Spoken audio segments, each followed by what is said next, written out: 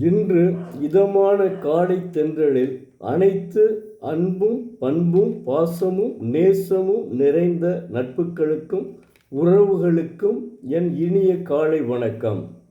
இன்று ஒரு குறள், அதிகாரம் 8, அன்புடைமை.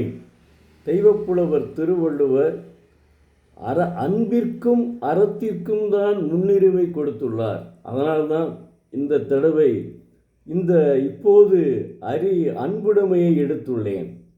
அன்புடைமையினுடைய முதல் குறள் எண் 71.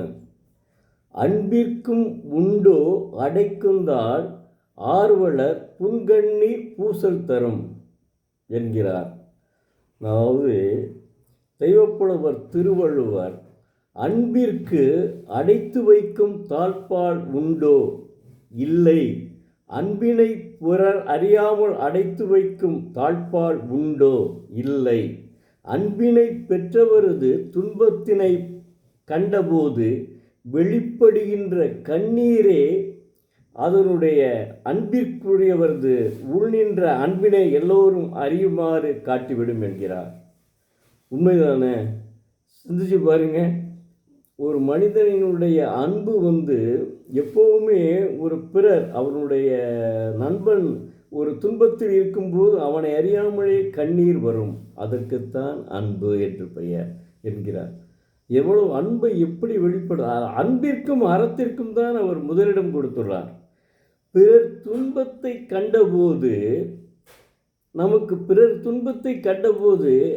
அவனுக்கு கண்களிலிருந்து நீர் வருகிறது அல்லவா? இதிலிருந்து என்ன தெரிகிறது? அடுத்தவர்கள் இவரை தெரியுமாறு இவர் அன்புள்ளவன் என்கிறது வெளிப்படையாக எல்லாருக்கும் தெரிந்துவிடும். அதனைத்தான் தெய்வப்புலவர் அற்புதமாக உணர்த்தி உள்ளார். அதாவது அன்பை எப்படியும் பிறர் தாழ்பால் போட்டு வைக்க முடியாது, அன்பை அடைத்து வைக்க முடியாதுங்க. அது அன்பு அறியாமலேயே வந்துவிடும்.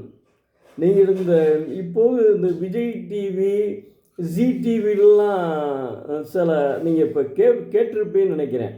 அதாவது பாட்டுக்கு பாட்டுன்னு சொல்லிட்டு அதை சிறு பிள்ளைகள் பாடுங்க.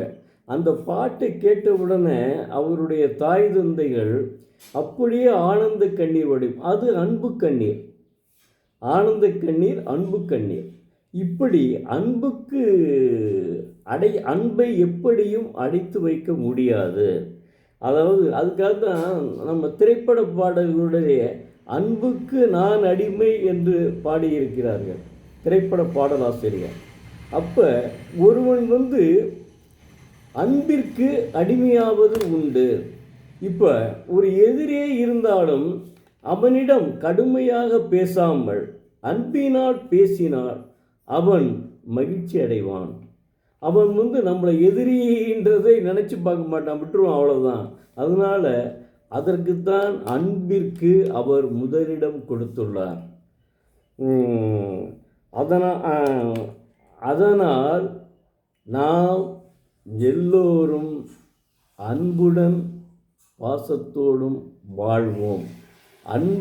அன்போடு பழகுவோம், அன்போடு வாழ்வோம்.